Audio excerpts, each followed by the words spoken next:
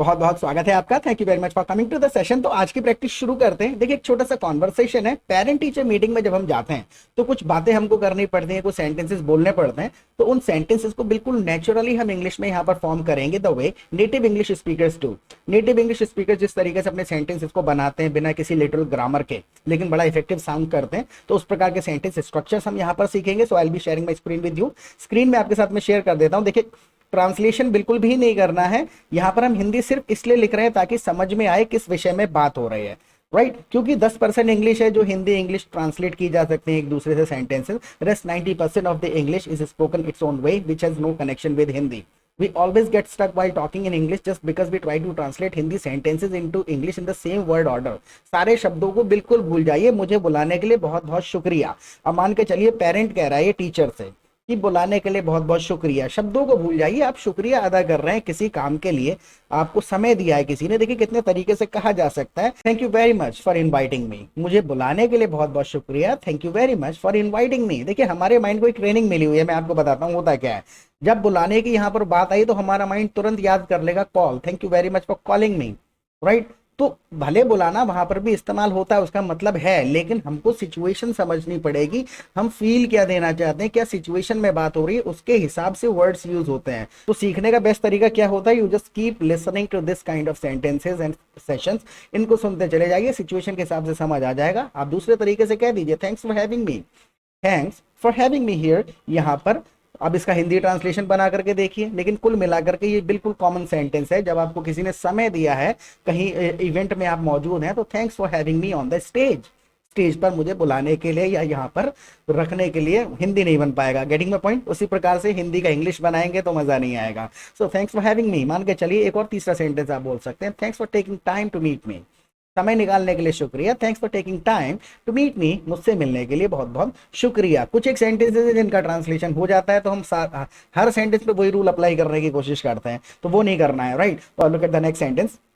आप बैठिए मैं अभी आती हूँ। अब यहाँ पर हो क्या रहा है? टीचर ने कहा आप बैठिए मैं अभी आती हूँ। सिचुएशन पकड़िए, आप किसी को सीट ऑफर कर रहे हैं और थोड़ी देर का टाइम मांग रहे हैं, राइट। अब दो चीजें आपको बोलनी है, पता होना चाहिए क्या सेंटेंसेस बोले जाएंगे। Have a seat, take your seat. दो एक बात आपने बता दी, हैव अ सीट या take your seat, right. I will be right back, मैं अभी आती हूं। I will be back in a while, मैं अभी आती हूँ। व्हाइल का मतलब ये छोटा ड्यूरेशन में। आई will be back in a second, ये भी काफी ज्यादा कॉमन है, भले एक सेकंड में नहीं आ रहे हैं लेकिन कॉमन है। आई will be back in a second. Allow me a moment, जब आप समय मांग रहे हैं, देखिए सेंटेंस का ट्रांसलेशन करेंगे तो अटक जाएंगे। अगर आप ये कह दें have a seat allow me a moment, allow me a moment का मतलब ये आप थोड़ा सा ड्यूरेशन के लिए परमिशन मांग रहे हैं। Getting my point? तो सिचुएशन के हिसाब से सेंटेंस लेकर के आना है, ना कि हिंदी के शब्दों को ट्रांसलेट करना है।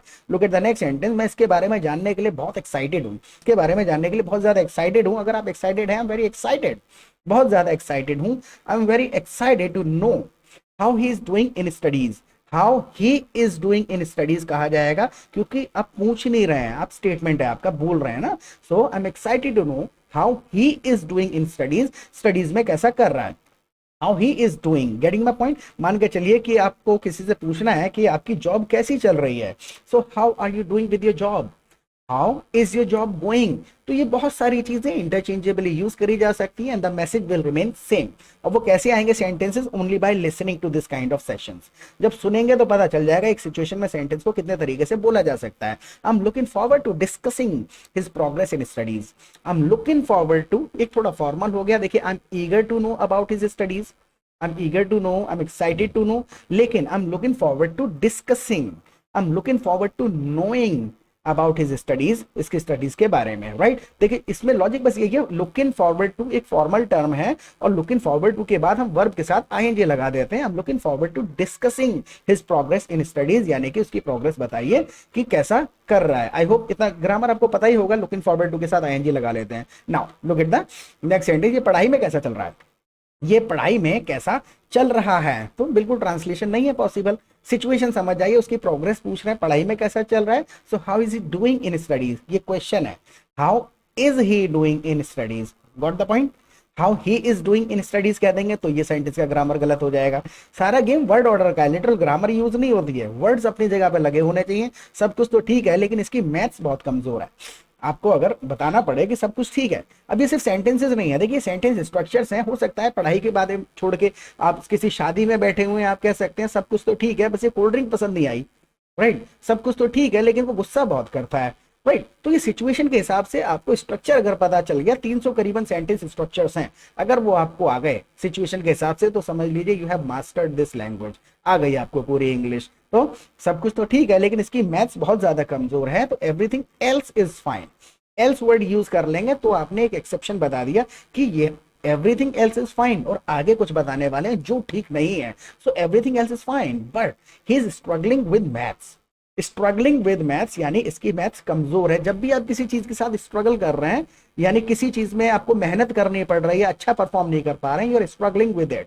मान के चलिए मेरा बिजनेस अच्छा नहीं चल रहा है, तो I am struggling with my business, right. आपको ग्रामर समझ में नहीं आ रही है, तो I am struggling with grammar, getting my point. तो स्ट्रगल वर्ड कहां पर इस्तेमाल करना है, जहां पर आप अच्छा परफॉर्म नहीं कर पा रहे हैं, समझ नहीं पा रहे हैं। आई होप समझ आ गया होगा। Look at the next alternate, आप इसको दूसरे तरीके से बोल करके देखिए, his performance is good overall. Overall से स्टार्ट भी कर सकते हैं, overall his performance is good. Overall का मतलब है कुल मिला करके, so his performance is good overall but he is weak in maths, maths में वीक है। आपने कितने तरीके से कह दिया, 2 तरीके हो गए, एक और तरीके से बोल करके देखिए, रिपीट करते चलिएगा मेरे साथ में। ही is doing well in all subjects, he is doing well in all subjects, लगभग सारे सब्जेक्ट्स में अच्छा कर रहा है। आप ऐसे कह सकते हैं he is doing well in most subjects, most मतलब लगभग है, ऑल मतलब सारे सब्जेक्ट्स में, but his maths need some improvement, maths को थोड़ा इंप्रूवमेंट की जरूरत है। अब ये 3 तरीके से बोलने का तात्पर्य क्या था कि ये 3 केवल सेंटेंसेस नहीं थे, और ऐसा नहीं है कि सिर्फ पीटीएम में ही बोल पाएंगे आप, स्ट्रक्चर समझ में आ जाएगा, रिपीटेडली जब सुनेंगे तो खुद से साउंड्स याद हो जाते हैं, इनके बेसिस पे you will automatically start forming the sentences in required situation, right. Look at the next sentence. इसी बात से तो मैं भी परेशान हूं, मान के चलिए टीचर ने कह दिया his maths need some improvement, इसकी मैथ्स को इंप्रूव करने की जरूरत है, इसी बात से तो मैं भी परेशान हूं। So that's something I am worried about too, that's something I am worried about too, that's what कह दीजिए, that's what I am worried about too. Too लगा करके आपने एग्रीमेंट कर दिया, कुल मिला करके एग्री कर रहे हैं उसकी बात से कि जो आपकी कंडीशन है वही मेरी भी कंडीशन है, तो that's something I am worried about too, या फिर दैट्स ऑल्सो माई कंसर्न, वही मेरा कंसर्न भी है, राइट। इसी चीज को आप दूसरे तरीके से बोल करके देखिए, सेंटेंस का स्ट्रक्चर देखना है, मैसेज विल रिमेन सेम। तो that's what I am concern about too, concern हमने यहाँ पर ऑलरेडी यूज कर ही लिया था, लेकिन ऐसा नहीं है कि ये सेंटेंसेस ही बोलने हैं, आप सिचुएशन बता रहे हैं कि मैं भी यही चीज नोटिस कर रहा हूँ, यही मेरा कंसर्न है, यही मैं भी महसूस करता हूँ। So yes I have notice that too. Too जब भी हम लगा रहे हैं सेंटेंस के एंड में, इसका मतलब ये जो आपने कहा वही सेंटीमेंट मैं भी शेयर करता हूं, वही चीज मैं भी महसूस करता हूं। So I have notice that too, मैंने भी ये चीज नोटिस करी है, that his maths need some improvement, इसकी मैथ्स को इंप्रूव करने की जरूरत है, या फिर he is weak in maths, maths में वीक है, rest all the subjects are fine, और सारे सब्जेक्ट्स ठीक है, right. Look at the next sentence. तो इसकी मैथ्स कैसे सुधारें, अब देखिए किसी से आपको डिस्कशन करना है किसी चीज के बारे में, इसकी मैथ्स कैसे सुधारें। एक सिचुएशन समझिएगा, पहले सेंटेंस को बोलते हैं फिर सिचुएशन देखिए, सिचुएशन अगर समझ लेंगे तो कितने ऑल्टरनेट हैं आपके पास में। देखिए, so how can be improve his maths, बिल्कुल बेसिक सेंटेंस आपने बना दिया, how can be improve his maths. आप इसी चीज को ऐसे बोल करके देखिए, what should be do about his maths, what should be do about his maths, यानी अबाउट यूज करके आपने एक इंडिकेशन दे दिया कि हम इस मुद्दे पर बात कर रहे हैं, व्हाट शुड बी डू, क्या करना चाहिए मैथ्स के विषय में, what should be do about his math, right, what can be do about his maths.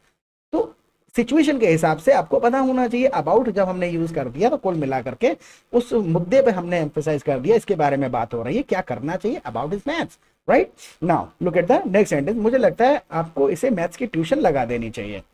देखिए एक चीज और है, अगर आप हमारे चैनल पे पहली बार आए तो प्लीज चैनल को सब्सक्राइब जरूर कर लीजिएगा, क्योंकि 250 से ज्यादा वीडियोस ऑलरेडी अवेलेबल है हमारे चैनल पे। आप 10-15 वीडियोस जब देख लेंगे ना, तो आपको खुद से एहसास होने लगेगा कि आप ट्रांसलेशन करना छोड़ देंगे, और सिचुएशन में सेंटेंसेस आपको पता होंगे, और उनके हिसाब से फिर सेंटेंसेस को मॉडिफाई करके बनाना शुरू कर देंगे। बेस्ट प्रैक्टिस है, 15-20 सेशन देखिए, खुद से ट्रांसलेशन की आदत छूट जाएगी, और सिचुएशन के हिसाब से सेंटेंस स्ट्रक्चर्स पता चल जाएंगे। दूसरा, आप हमारी लाइव क्लासेस अटेंड कर सकते हैं। लाइव क्लासेस के 2 फायदे होंगे। सबसे पहले तो हम आपको अपने कम्युनिटी, अपने ग्रुप में ऐड कर लेंगे, जहां पे आप 200-300 पार्टिसिपेंट्स होते हैं एक ग्रुप में, उनके साथ पूरा दिन प्रैक्टिस कर सकते हैं रियल सिचुएशन में।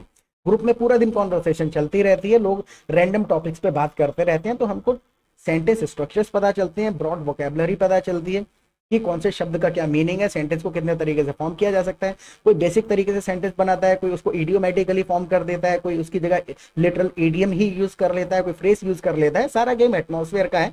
तो यहाँ एटमॉस्फेयर आपको मिल जाएगा, फ्रेंड्स मिल जाएंगे जिनके साथ आप चैटिंग कर सकते हैं, फोन पे बात कर सकते हैं, गूगल मीट, जूम पे लोग अपनी मीटिंग स्टार्ट करके ग्रुप में लिंक डाल देते हैं। ग्रुप में बैठ के जब आप प्रैक्टिस करेंगे तो आपको पता चलेगा आपका लेवल क्या है, कितना बोल पा रहे हैं, सेंटेंसेस को बोलने की आदत पड़ेगी जब आप फोन पे बात करेंगे, ये बोल के प्रैक्टिस करेंगे, राइट। और दूसरा, शाम को हमारी लाइव क्लासेस होती है, तो वहां पर भी we simply come together every evening and we discuss some complicated grammatical rules and sentences for 2 hours. 2 घंटे डिस्कशन चलता रहता है, डाउट्स और कंसेप्ट क्लियर करते हैं, वहां पे डिस्कशन करते हैं, सेंटेंस के पीछे क्या ग्रामर है, कितने तरीके से बोला जा सकता है और क्या बोला जा सकता है सेंटेंस को ना बोल करके।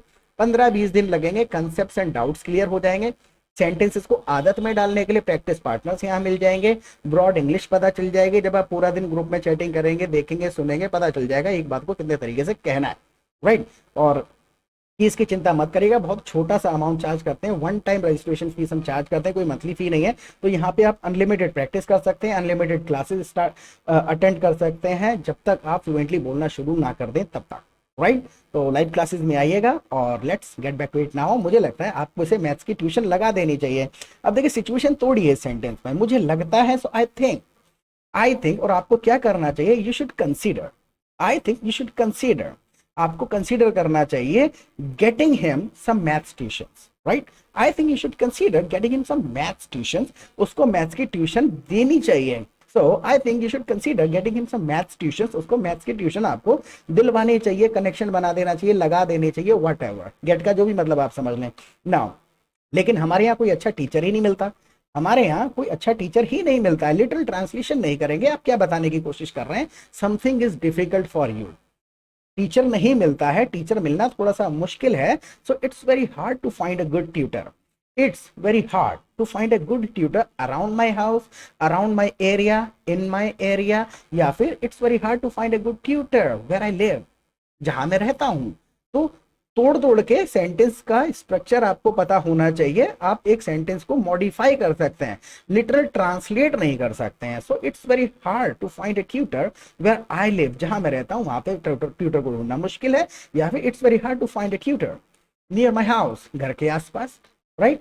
5 तरीके से हमने यहाँ बोल दिया, बोलने पे आए तो 20 तरीके से और बोला जा सकता है। लेकिन एक अच्छी बात यह है कि 300 करीबन स्ट्रक्चर्स हैं, 300 सेंटेंस स्ट्रक्चर सिचुएशन के हिसाब से अगर आपको समझ आ गए कि इस सिचुएशन में यहाँ से स्टार्ट करना है, तो समझ लीजिए हो गया काम। फिर आपको कुछ भी सीखने की एक्शन में अभी भी जरूरत नहीं है, क्योंकि ज्यादा कुछ सीखने का नहीं है। You just need to develop the habit of speaking sentences fast and continuously in the conversation. अचानक से याद नहीं आता है, लेकिन जब कोई बता देता है तो लगता है अरे यार मुझे पता था। वो याद कब आएगा, जब आप एटमॉस्फेयर में रहेंगे, माहौल में समय बिताएंगे, सेंटेंसेस पूरा दिन पॉपअप करते रहेंगे आपके मोबाइल पर, उनको पढ़ते रहेंगे, तो आपको ऐसा माहौल मिल जाएगा जहां पे लोग आपको फोर्स कर रहे होंगे बार बार सीखने के लिए। क्या आप भी घर पे ट्यूशन पढ़ाती हो? अब मान के चलिए पूछना ही पड़े आपको किसी टीचर से, पेरेंट पूछ रहे हैं क्या आप भी घर पे ट्यूशन पढ़ाती हो, क्योंकि ट्यूशन लगाने की बात कही है। So do you give tuition at home as well? Do you give tuition classes at home as well? Do you tutor at home as well? Do you tutor at home as well? tutor जो है एक बंदे का मतलब कि noun भी हो सकता है और ये वर्ब भी है। Do you tutor at home as well? यानी आप ट्यूशन पढ़ाते भी हो, राइट। लेकिन कंपलसरी नहीं है उस तरीके से बोलना, आप ऐसे कह दीजिए do you give tuition classes at home as well? क्या आप घर पे ट्यूशन क्लासेस भी देते हो? Now look at the next sentence. पढ़ाया करती थी लेकिन आजकल मैं थोड़ा बिजी चल रही हूँ। अब 2 चीजें हैं, कुछ आप किया करते थे तुरंत याद आ जाना चाहिए आपको। आई यूज टू, मैं जिम जाया करता था, I use to go to gym, right. पढ़ाया करती थी तो आई यूज टू, मैं पढ़ाया करती थी, इतना ही कह के उन्होंने छोड़ दिया I use to, but I am quite busy these days, आजकल थोड़ा बिजी हूँ, चल रही हूँ। लिटरल ट्रांसलेशन करने की जरूरत नहीं है, right. So I use to but I am quite busy these days, आजकल थोड़ा सा मैं बिजी हूं। या फिर आप दूसरे तरीके से इसी सेंटेंस को बोल करके देखिए, आई यूज टू टीच, मैं पढ़ाया करती थी, I use to teach but I am swamped these days. Swamped का मतलब भी होता है कुल मिलाकर के ऑक्यूपाइड, ऑक्यूपाई भी कहा जा सकता है। I use to teach but I am quite occupied these days, occupied हूँ, स्वाम्प्ड हूँ, बिजी हूँ, वेरी बिजी हूँ। क्वाइट का मतलब होता है कुछ हद तक ज्यादा, राइट। वेरी बिजी भी कहा जा सकता है। तो ये ऑल्टरनेट कैसे पता चलेंगे? Only by spending time in the atmosphere where English is being spoken, जहां इंग्लिश बोली जा रही है वहां पे समय बिताइए। कोई क्वाइट बिजी कह देगा, कोई स्वाम्प कह देगा, कोई वेरी बिजी कह देगा, कोई ऑक्यूपाइड कह देगा, पता चल जाएगा सबका मतलब एक ही है, right. Look at the next sentence. तो आप दोबारा ट्यूशन पढ़ाना कब शुरू करोगी? अब देखिए यहाँ कंडीशन आ गई, आप दोबारा कब कोई काम शुरू करोगे, तुरंत याद आ जाना चाहिए स्टार्ट ओवर। जब कोई काम खत्म कर दिया गया और उसी काम को स्टार्ट करते हैं दोबारा, तो स्टार्ट अगेन भी कहा जा सकता है, स्टार्ट ओवर भी कहा जा सकता है। फिर सेंटेंस में यूज करना आना चाहिए। आप बोल के देखिए, so when are you going to start over? जैसे कि शी यूज्ड टू टीच, पढ़ाया तो करती थी लेकिन अब उसने छोड़ दिया पढ़ाना। So when are you going to start over? दोबारा कब शुरू करोगी? When are you going to start again? आप दोबारा कब पढ़ाना शुरू करोगी? ओवर की जगह अगेन कह दो। It is not compulsory to say over in every condition. आप स्टार्ट अगेन भी कह सकते हैं, लेकिन पता होना बहुत ज्यादा जरूरी है। Now when are you going to start tutoring again? देखिए ट्यूटर मैंने बताया था अभी एज अ वर्ब भी यूज किया जा सकता है। So when are you going to start tutoring again, या फिर when are you going to start giving tuition classes again? दोबारा ट्यूशन क्लासेस देना कब शुरू करोगी? जैसे ही शुरू करूंगी आपको इन्फॉर्म कर दूंगी। जैसे कि when are you going to start over? दोबारा कब शुरू करोगी? टीचर ने कहा जैसे ही शुरू करूंगी आपको इन्फॉर्म कर दूंगी। So I will inform you as soon as I start. जैसे स्टार्ट करूंगी I will inform you as soon as I start. As soon as का मतलब सिर्फ इतना नहीं है कि जैसे ही शुरू करूंगी, आप ऐसे कह दीजिए आई will inform you when I start. When कह दीजिए, एज सून एज कंपल्सरी नहीं है। तो पता कैसे चलेंगी ये चीजें कि अरे इतना इजी वर्ड भी यूज किया जा सकता है? सुन के आप ऐसे कह दीजिए I let you know when I start. जब शुरू करूंगी I let you know as soon as I start. अब ओवर हमने सुना था, I let you know as soon as I start over. Start over यानी जब दोबारा शुरू करूंगी। Getting my point? तो सारा का सारा घुमा फिरा के रहता वही है, ज्यादा सीखने का नहीं है, आदत में डालने का है ना। वैसे आपको ये ज्यादा परेशान तो नहीं करता। अब टीचर की सीरियस बातचीत तो हो गई, अब पूछा जा रहा है आपको ज्यादा ये बच्चा जो हमारा ज्यादा परेशान तो नहीं करता है? So I hope he doesn't trouble you too much. देखिए यहाँ पर क्या है, हामी के साथ क्वेश्चन जा रहा है। लिटरल ट्रांसलेशन इसका करने बैठेंगे तो बहुत चक्कर में पड़ जाएंगे, ट्रांसलेशन इसका पॉसिबल ही नहीं है। वैसे ही आपको परेशान तो नहीं करता है, फीलिंग को समझिए। आप हामी के साथ क्वेश्चन पूछ रहे हैं क्योंकि आपने इस तरीके से इसको फॉर्म किया इडियोमेटिकली हिंदी में, आपको परेशान तो नहीं करता है। एक्सपेक्टेशन ये ना ही बोलो आगे, हाँ, कि आपका जवाब ना में ही होना चाहिए, नहीं करता है, right. So I hope he doesn't trouble you too much. तो ये सिचुएशन के हिसाब से आपको याद हो जाएंगे सेंटेंसेस, इस सिचुएशन में ये बोलना है, right. Look at the next sentence. ज्यादा नहीं, क्लास में ध्यान से पढ़ता है, ज्यादा नहीं करता है, क्लास में ध्यान से पढ़ता है। सारे शब्द यूज नहीं करते हैं। ही स्टडीज विद कॉन्सेंट्रेशन कहा जा सकता है, लेकिन वो उस सिचुएशन में मजा नहीं आएगा अगर यहाँ कह दें he studies with concentration in the class. तो सेंटेंस हिंदी में ट्रांसलेट करके उसको समझेंगे तो अच्छा लगेगा, लेकिन somebody who doesn't know Hindi, this sentence will sound awkward to him। उसको अजीब सा लगेगा, यार ये इस तरीके से क्यों बोल रहे हैं, राइट। तो हमारे ज्यादातर सेंटेंसेस हिंदी से कनेक्शन भले ना बने लेकिन नेचुरल होने चाहिए। तो ज्यादा परेशान नहीं करता है, तो नॉट टू मच, ज्यादा परेशान नहीं करता है। And he is attentive in the class. He is attentive in the class. Attentive यानी कि जो भी बात हो रही होती है उसी पे फोकस कर रहा होता है। He is focused in the class, focus रहता है कुल मिला करके। Getting my point? Look at the next sentence. लेकिन एग्जाम के टाइम सब भूल जाता है, लेकिन ये एग्जाम के टाइम सब भूल जाता है, तो ही फॉरगेट्स एवरीथिंग ड्यूरिंग एग्जाम। एक नॉर्मल सेंटेंस आपने बता दिया, या फिर आप ऐसे भी कह सकते हैं he blanks out. He often blanks out during exam. Blank out का मतलब ही होता है कुल मिलाकर के कोई चीज आपको याद नहीं आ रही है, एंजाइटी है, टेंशन की वजह से आपने कुछ याद किया और भूल रहे हैं, तो you blank out, right. Compulsory नहीं, आप कह सकते हैं he forgets everything during the exam, लेकिन थोड़ा इफेक्टिव बोलने के लिए ब्लैंक आउट पता हो जाना चाहिए। और फिर पता होने के बाद सेंटेंस में यूज करने की आदत भी होनी चाहिए, सिर्फ पता करने से नहीं होगा। Getting my point? I have already given my WhatsApp number, live classes में आइएगा। इस सेशन के बारे में प्लीज कोई फीडबैक दीजिएगा, तो प्रैक्टिस करते रहें। फिर मिलेंगे एक नए सेशन के साथ। Till then bye.